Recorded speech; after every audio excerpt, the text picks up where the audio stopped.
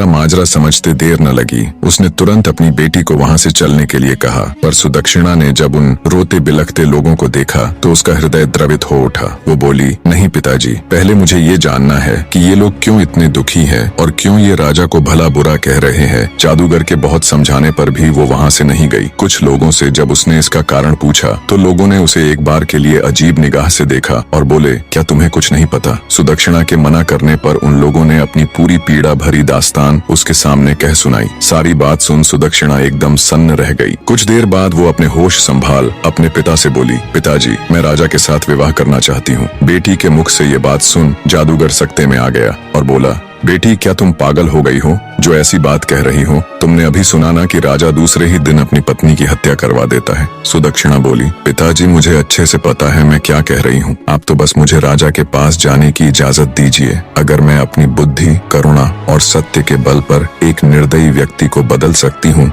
तो यह मेरे जीवन की सबसे बड़ी उपलब्धि होगी। वरना एक दिन मरना तो सभी को है और किसी की मृत्यु राजा के नहीं बल्कि उस ऊपर वाले के हाथ में है। बहुत कहने सुनने पर ना चाहते हुए भी जादूगर को अपनी बेटी की जिद के आगे झुकना पड़ा। उसने भारी हृदय के साथ अपनी बेटी को राजा के पास जाने की इजाजत दे दी। पिता से आज्ञा मिलने पर सुदक्षिणा उनको प्रणाम कर एक दृढ़ निश्चय के साथ राजा के महल की ओर चल पड़ी। आखिर क्यों राजा विवाह